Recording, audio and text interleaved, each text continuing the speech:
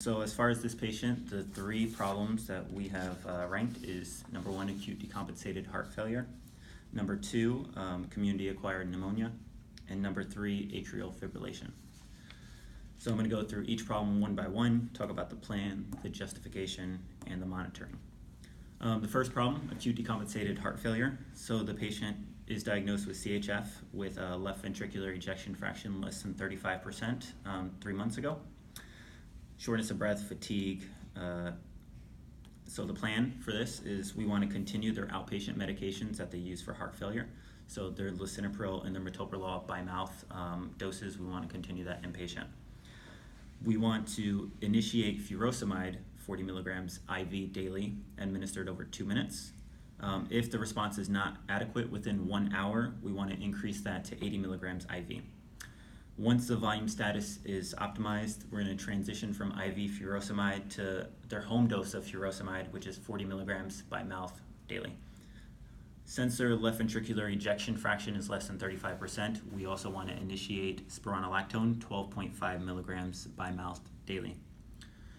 If the patient still requires symptomatic relief of dyspnea after the IV diuretics, we want to initiate nitroglycerin, 5 micrograms per minute IV infusion. We may titrate that up by 5 micrograms per minute every 3 to 5 minutes to a maximum of 20 micrograms per minute. And we do not want to use this for greater than 24 hours.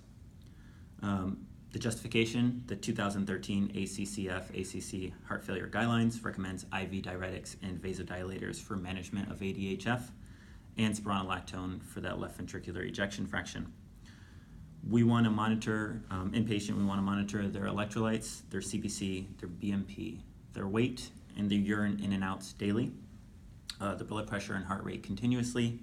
And we want to check their edema and fluid status 1 hour after that furosemide dose to see if they need additional furosemide. The second problem is community-acquired pneumonia. So their white blood cell count is 16.4. Their temperature was 101.2. The respiratory rate was 29. So cultures are pending currently. Our plan is to initiate levofloxacin, 750 milligrams by mouth daily for a minimum of 5 days. Once cultures return, we'll adjust the regimen according to the cultures. And for a minimum of 5 days, that means that they must be afebrile for at least 48 hours before discontinuing antibiotics. We also want to initiate acetaminophen, 650 milligrams by mouth every 6 hours as needed for their fever. The 2007 IDS guidelines recommends a respiratory fluoroquinolone alone to treat community-acquired pneumonia when they're not in the ICU. We want to monitor their temperature every 2 hours.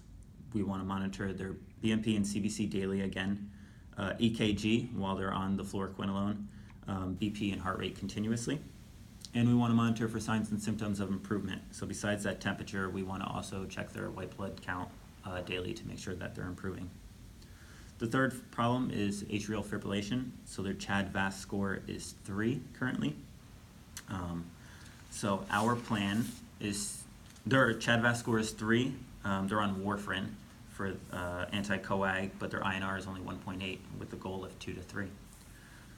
So currently at home, they were taking warfarin 5 milligrams by mouth daily. What we would like to do is increase their dose, their weekly dose. So in order to do this, we're going to increase warfarin to 6 milligrams on Monday, Wednesday, and Friday, and 5 milligrams all other days. But we want to titrate that to a goal of INR of 2 to 3. And then we also want to maintain their medications that they take at home. So their digoxin, 0.125 milligrams by mouth daily, and their metoprolol succinate, 50 milligrams by mouth daily.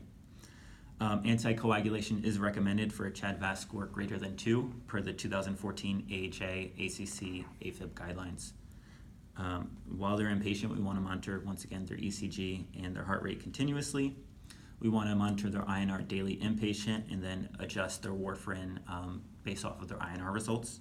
And we want to monitor for signs of bleeding at the end of each nursing shift and monitor for signs of blood clots. So we want to check to make sure that they don't have any warm areas on their legs or their arms. That is our 3 problems for the in-class case. Once again, I'm Jonathan. This is Group 6, and everyone has participated. Thank you.